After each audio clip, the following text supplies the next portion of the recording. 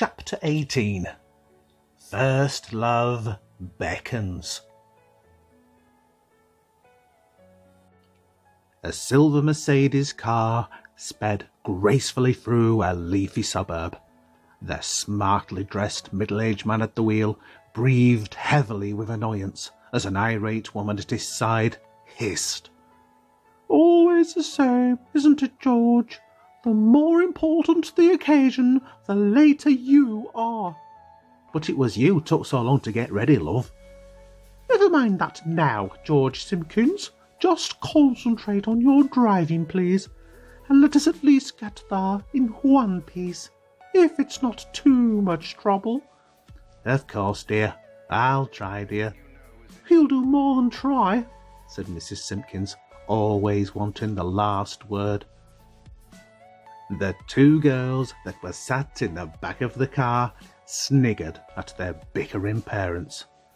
Although it wasn't the first time they'd seen them argue, this was a particularly good one.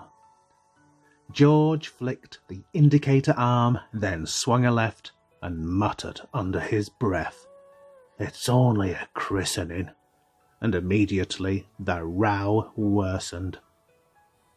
"Only a christening? Only a christening? It's the Bloomingdales, George, and you don't keep the Bloomingdales waiting." "No, of course you don't. They wouldn't like that, would they?" "Of course they wouldn't like it. What a ridiculously crass thing to say. Oh, I need some air," moaned Mrs. Simpkins as she pressed a switch on the plush beige door and the electric front window whooshed into life and opened. "Ah, fresh air. That's better." "But the air conditioning, dear?" "The what?" "The air conditioning. It doesn't work as well with the window down. Dorothy, dear." "Air conditioning? Air conditioning? We never had that problem with the Volvo. Blooming foreign cars." "But the Volvo, was a foreign car. Oh, never mind. I suppose you're right, dear." "Of course I'm right, George Simpkins. You know I usually always am." She then looked around at the unfamiliar surroundings. "So where are we anyway? I don't recognise this area." "Oh, don't worry, dear. It's a shortcut." "Shortcut? Shortcut? You should stick to what you know, George. Haven't I always told you that?" "Yes, dear. You have, dear. Sorry, dear." And the two girls sniggered again at their bickering parents. A short distance away, Harry and Jensen were sat on the pavement at the edge of a road. They were scrawling diagrams on a piece of paper, completely unaware that fate was about to crash in on them, unannounced and uninvited, just like it usually does. "Are you sure they're on holiday, Jen?" asked Harry, as he unscrewed the top off a bottle of Tizer. "Yeah, they are, and the neighbours will be out that night as well. I've checked." "Phew, it's hot. Give us a drink, Harry. All this planning has made me thirsty." Harry handed the bottle to Jensen. "Look, Jen, I've got to be honest.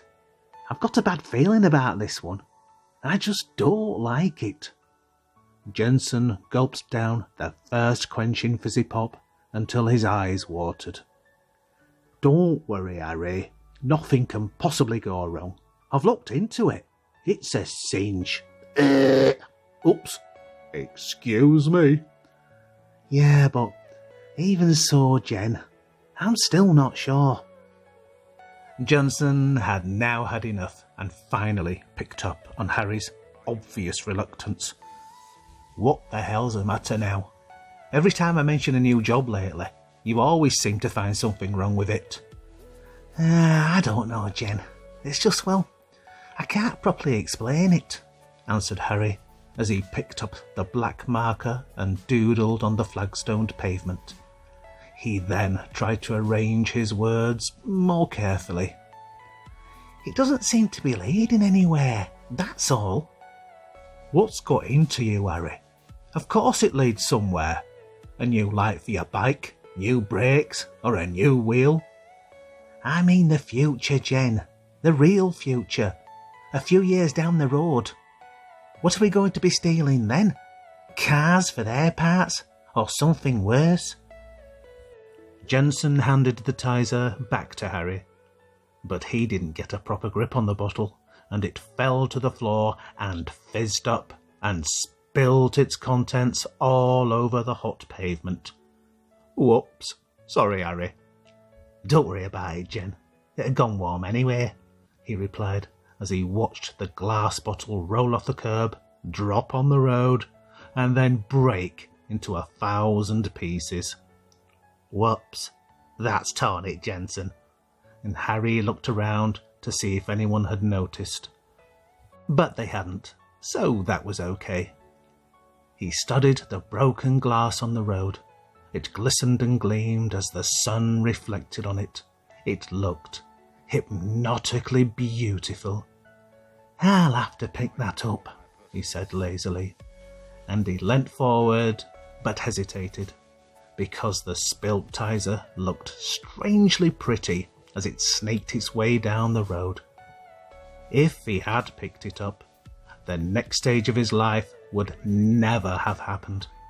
It was a seemingly inconsequential choice that was anything but inconsequential. And the conversation continued. "Look, Harry, I doubt we'll be doing this in 2 years' time when we start work, or whatever." "Well, how do we know that for sure? I mean, we don't, do we?" Jensen pondered on Harry's strange newfound morality. With the sun shining down on such a nice day, it was difficult to argue about anything. But he gave it one last try anyway. "I know what you're getting at, Harry. Don't think I can't see your point of view, 'cause I can. But I'm not planning on doing this sort of thing forever, you know. I'm not a bloody thief." "Tell that to the judge, Jen, because I'm beginning to think that the risks outweigh the rewards."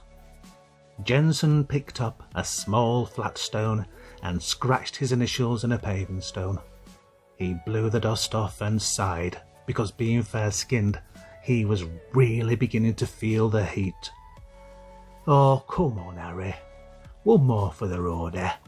And he crawled over to the shade provided by a garden fence to seek relief from the unrelenting ultraviolet rays, and then he continued. "One more, just one more, and that'll be the end of it, I promise." A loud bang interrupted Jensen in mid-sentence. It was followed by a brief but sharp hissing sound. A large Mercedes scraped the curb, sending bright orange sparks spinning into the air. The car ground to an unsteady halt at the side of the road, just feet from where Harry and Jensen were sat. The door was flung open, and a well-dressed man stepped out and kicked their flat front tyre. Luckily, the man didn't see the trail of fast-evaporating Tizer that led back from the broken bottle to right next to where the boys were sat. "Oh dear, it's a flat, dear," said Mr. Simpkins in a very apologetic tone. "But don't worry, I'll have it fixed in a jiffy."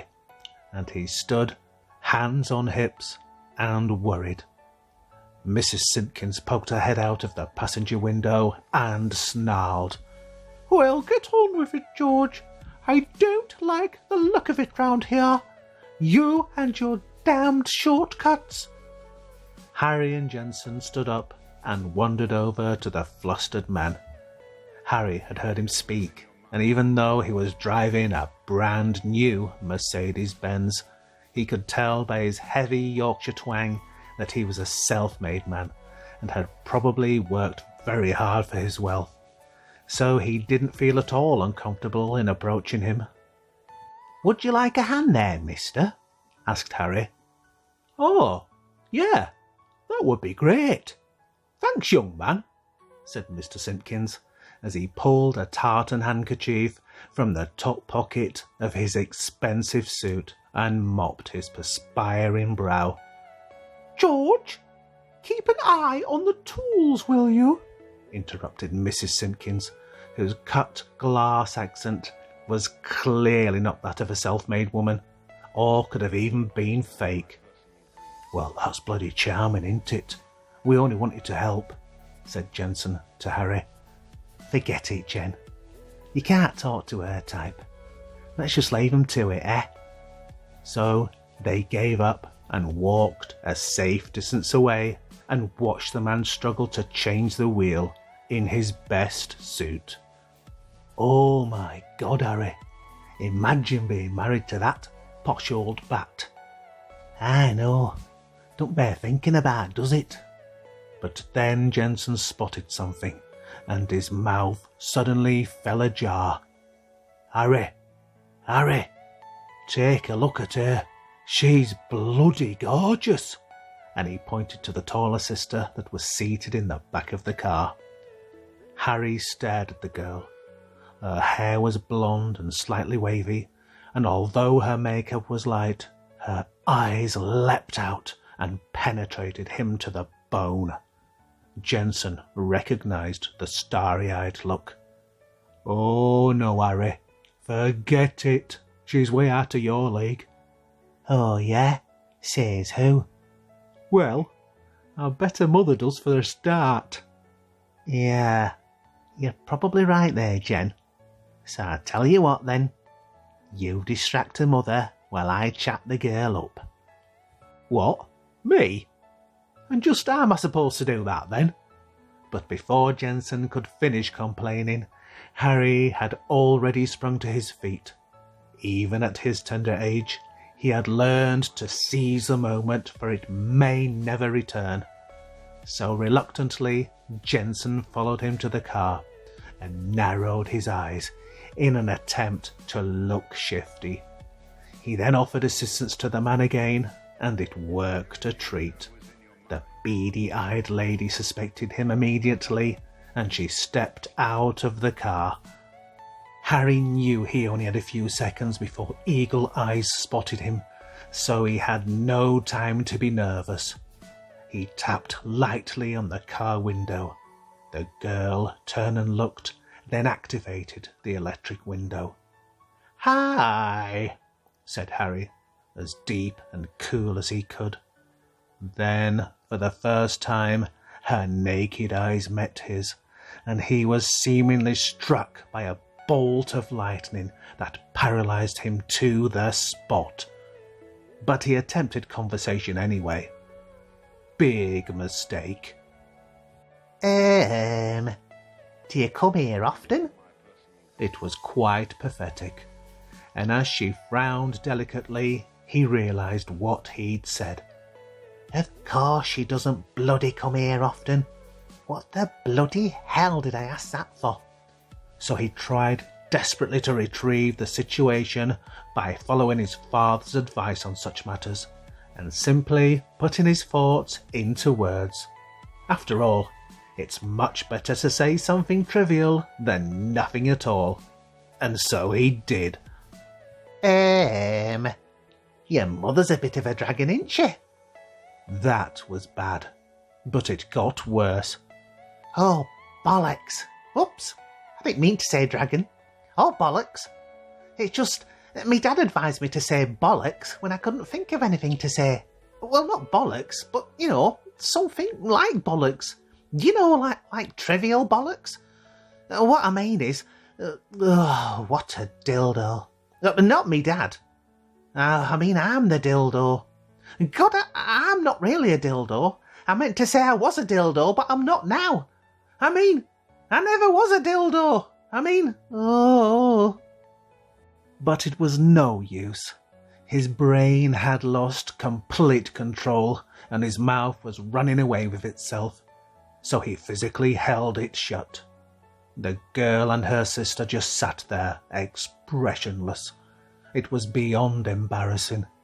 He knew he'd blown it. But what the hell? He wasn't going to go through all this for nothing. So he took one last shot. He'd scribbled his name and a meeting place on a piece of paper. "Victoria," shouted her mother. "please refrain from fraternising with the natives." And with those words, Harry knew his time was up, so he thrust the piece of paper through the opened window and into the blonde girl's lap. She looked slightly puzzled, but picked it up and read it anyway. Then, one of those rare miracles in life, she lifted her head and smiled at him. She didn't look the type of girl who gave away smiles easily, so that was more than enough. He was in there. He was sure of it. Then the enormity of what he'd just done hit him. His cheeks burned and he felt quite sick. But timidly, Harry smiled at the girl and wandered back to where he'd been sat before he actually fell over. And with the wheel now changed, the flustered man placed his tools back into the boot of the silver Mercedes and stepped into the car. He started it up and the car's powerful engine moved smoothly into motion. And as Harry watched it glide away, he could hear the girls in the back howling with laughter. "Oh, that's not very nice," he thought. "Laughing at that poor man like that. It wasn't his fault they'd got on a flat tyre." Harry then just sat there agog, with the sound of 1,000 violins harmonising around his head. Forgetting where he was, he spoke. "Victoria, what a beautiful name. I think I'm in love." But the illusion was soon shattered. "Harry, snap out of it, you soppy git. She'll never bloody mate you. Not now she's seen where you live. Not in a million years." Realising where he was, Harry blushed again. "Well, we'll see, won't we, Jen?" he said, trying to sound confident, but not really believing it himself. "But stranger things have happened, Jensen, especially to us." "Yeah, they have, haven't they?" "Exactly, Jensen. Exactly." The hot day turned into night, and again it was too warm to sleep. But even if it hadn't been hot, Harry wouldn't have slept. He was just too excited. He mulled over the conversation, or rather lack of it, he'd had with the girl. What he should have said, or more relevantly, what he shouldn't have. With hindsight, it was easy. But at least he'd said something. A dragon, though. A bloody dragon. Why did I call her mother a dragon? Mind you, it was an original chat-up line. There's no doubt in that. Oh, what the hell. What's done is done. And it's better to shoot an arrow into the air than not shoot one at all. Except when it lands in your foot, that is.